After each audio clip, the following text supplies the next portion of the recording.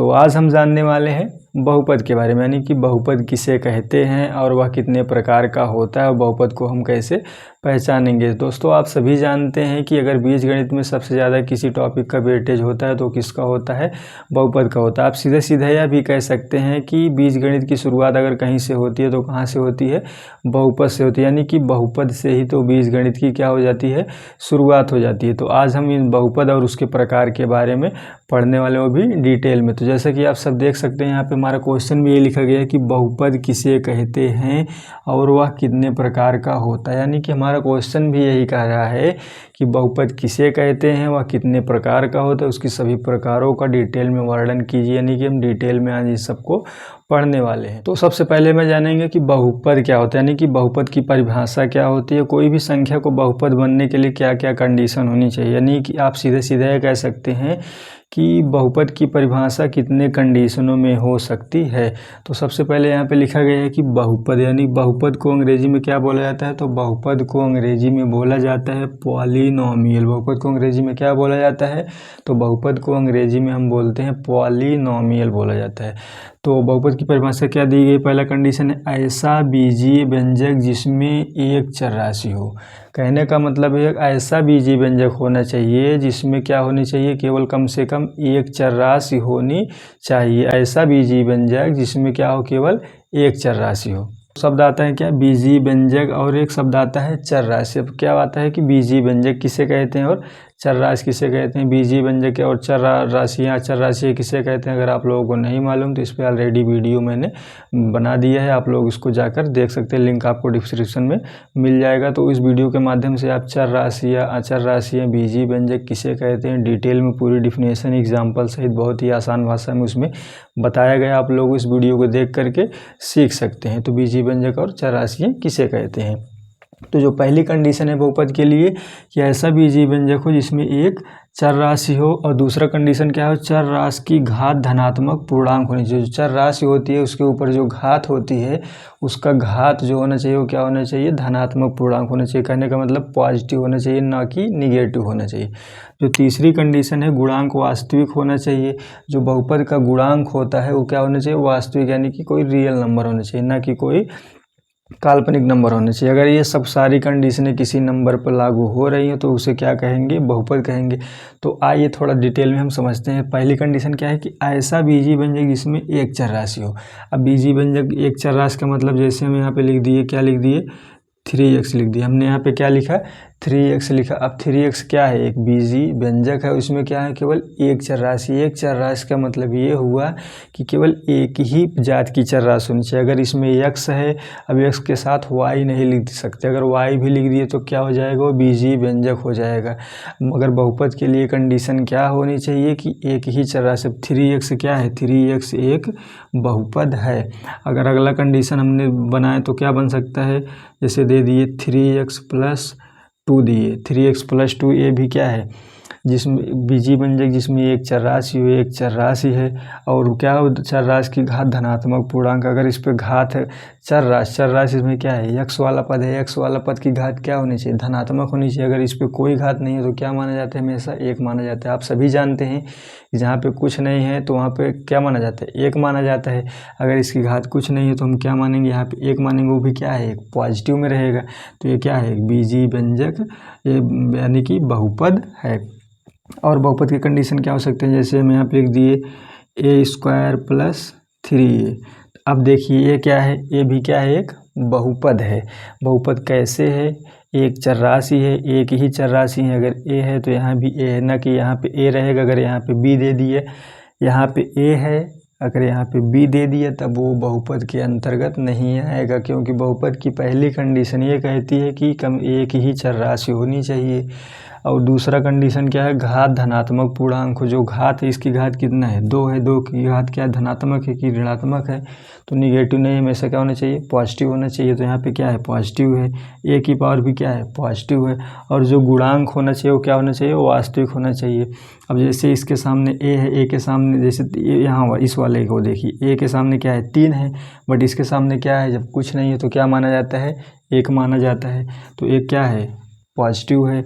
उसके बाद क्या है 3 है, 3 क्या है, ये भी क्या है वास्तविक गुणांक है। तो ये कंडीशन क्या हो जाएगी, बहुपद के अंतर्गत हो जाएगी। मान लीजिए अगर ऐसे लिख दिए a² + 2ab लिख दिए, तब ये क्या होगा, ये बहुपद बनेगी।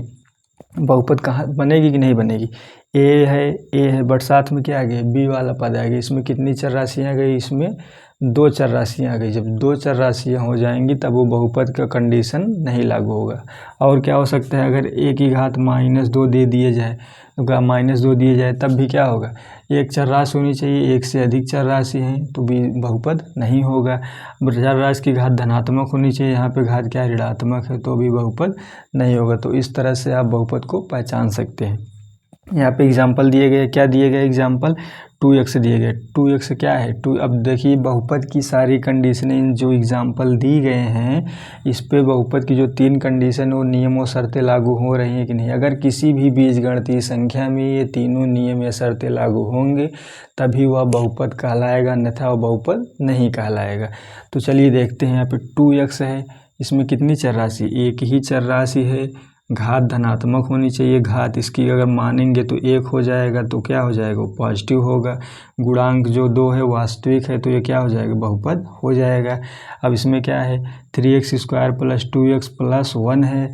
अब इसमें देखिए क्या एक ही चर राशि x है, x के अलावा y है, z है, a है, b है, ऐसा कुछ है नहीं है, एक ही प्रकार की चर राशि है। घात जो है पॉजिटिव दिए गए, गुणांक भी क्या है वास्तविक है, तो ये क्या कहलाएगा बहुपद कहलाएगा। अगर अब इसमें देखिए इसीलिए हम क्या दिए मिक्स करके दिए। अब क्या है 5a² + 6b है, ये दोनों क्या हो जाएंगे बहुपद के अंतर्गत आएंगे। ये वाला क्या है a² है, उसके बाद क्या दे दिए गए b दे दिए गए। चर राशि कितनी होनी चाहिए, एक ही चर राशि होनी चाहिए, यहाँ पे 2 हैं a और b दे दिए गए हैं, तो ये a और b दे दिए गए तो ये बहुपद के अंतर्गत नहीं आएगा।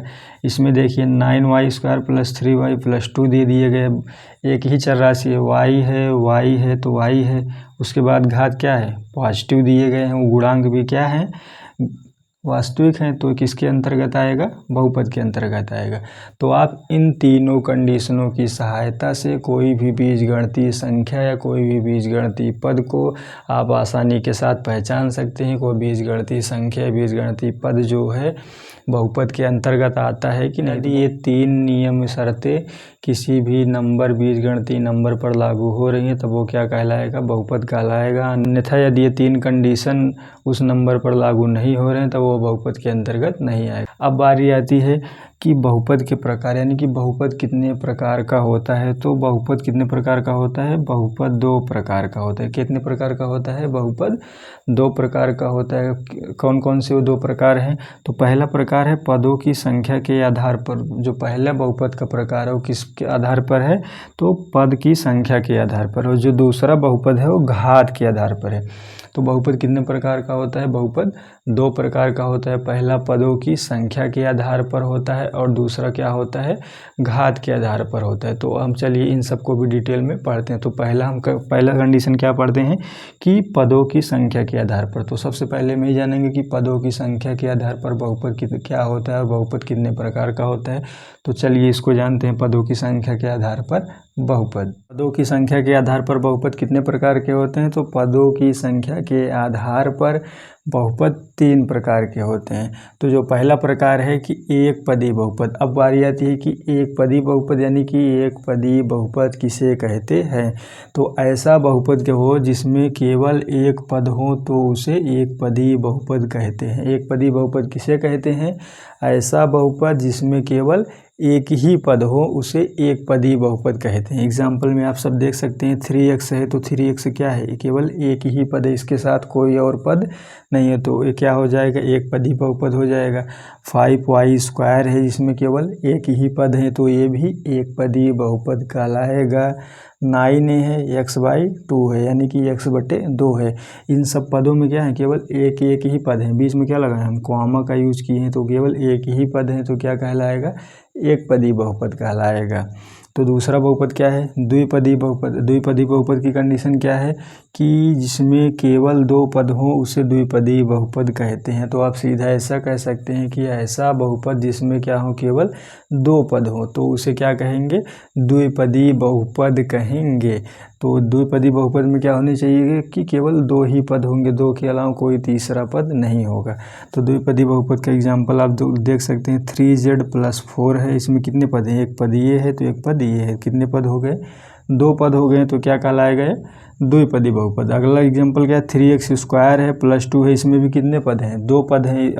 x + 1 है, x है एक पद है, 1 एक पद है, दो पद हैं। तो कितना, तो क्या कहलाएगा वो? द्विपदी बहुपद कहलाएगा। तीसरा बहुपद क्या है कि त्रिपदी बहुपद है। तीसरा क्या है?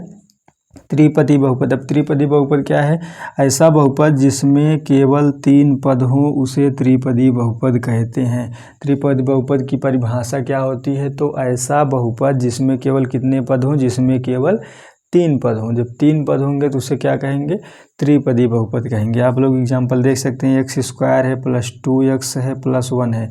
अब बहुपद की कंडीशन भी क्या हुई थी कि क्या हो? एक ही चर राशि हो। इसमें x है, एक ही चर राशि है। गुणांक क्या है? वास्तविक हैं। उसके बाद घात भी क्या है? पॉजिटिव है। तो क्या है? बहुपद के अंतर्गत आएंगे। और क्या है? एक ही पद हैं। तो 3 पद हैं, 1 2 3 पद हैं। तो कितने पदी बहुपद हो जाएगा? ये त्रिपदी बहुपद हो जाएगा। अगला वाला क्या है? 4y² - 3y + 5 है। तो इसमें भी कितने पद हैं? 1 2 और 3 पद है। जब 3 पद हैं तो क्या कहलाएगा? ये त्रिपदी बहुपद कहलाएगा। और अगला वाला क्या है? 2a² + 9a - 4 है। इसमें भी कितने पद हैं? इसमें भी 3 पद हैं। तो कौन सा बहुपद होगा? ये त्रिपदी बहुपद कहलाएगा। तो पदों की संख्या के आधार पर बहुपद कितने प्रकार के होते हैं? तो पदों की संख्या के आधार पर बहुपद 3 प्रकार के होते हैं। कौन कौन से हैं? एक पदी बहुपद, द्विपदी बहुपद और त्रिपदी बहुपद। आप सीधा सीधा आसानी से याद रख सकते हैं। एक पदी बहुपद क्या होगा? ऐसा बहुपद जिसमें केवल एक पद होगा, एक पदी बहुपद कहलाएगा।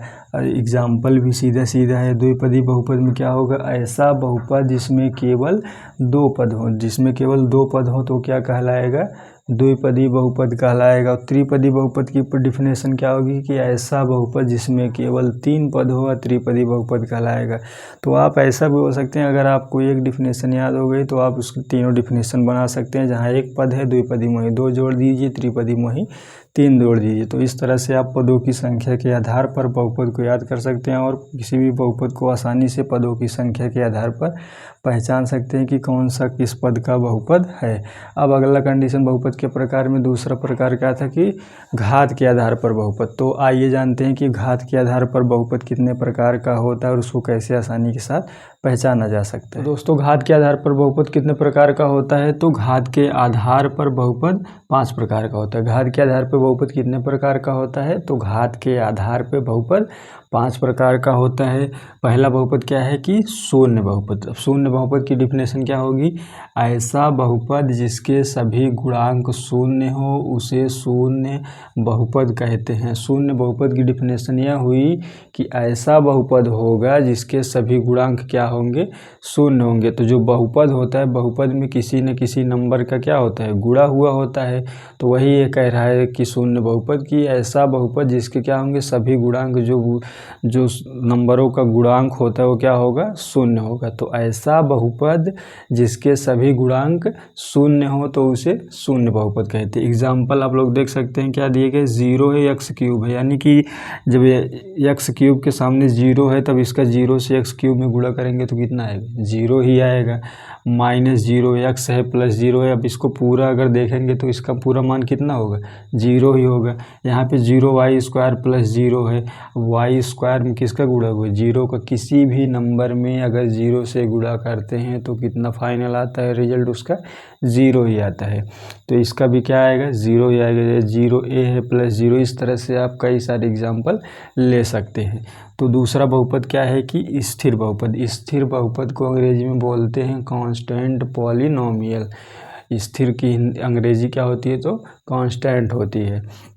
तो स्थिर बहुपद किसे कहते हैं? इसकी परिभाषा क्या है? ऐसा बहुपद जिसमें कोई चर राशि नहीं होती है। अब चर राशि क्या होती है? कि ऐसी राशि है जिनका मान क्या होता है? हमेशा बदलता रहता वही चर राशि होती हैं।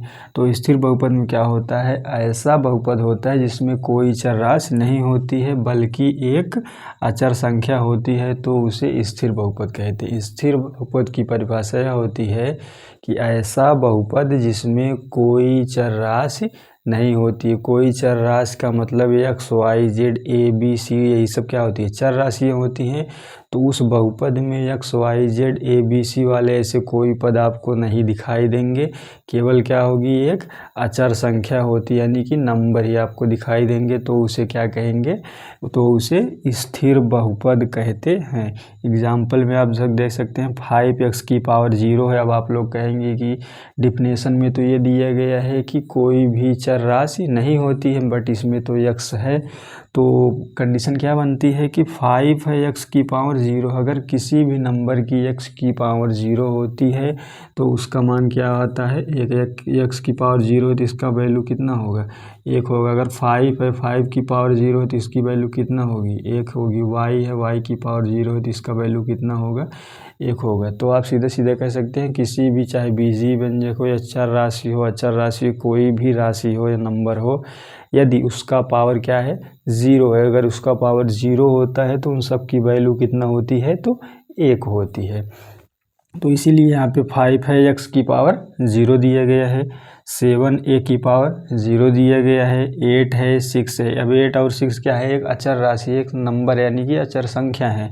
तो आप सीधा सीधा कह सकते हैं कि जितने एग्जाम्पल दिए गए हैं सब किसके अंतर्गत आएंगे, ये सब स्थिर बहुपद के अंतर्गत आएंगे। स्थिर बहुपद के अंदर क्यों आएंगे, तो स्थिर बहुपद के अंतर्गत इसलिए आएंगे क्योंकि स्थिर बहुपद की परिभाषा ही होती है कि कोई चर राशि नहीं होती है, इसमें कोई भी चर राशि नहीं है, बल्कि ये क्या होती है, अचर संख्या होती है। तो इसकी संख्या क्या है, 5 अब एक्स की पावर 0 है, इसका जो एक्स की वैल्यू 0 का मान क्या हो जाएगा, 1 हो जाएगा। तो क्या बचेगा, 5 ही बचेगा। जब 5 ही बचेगा तो एक अचर संख्या होगी, तो इसीलिए किसके अंतर्गत आएगा, स्थिर बहुपद के अंतर्गत आएगा।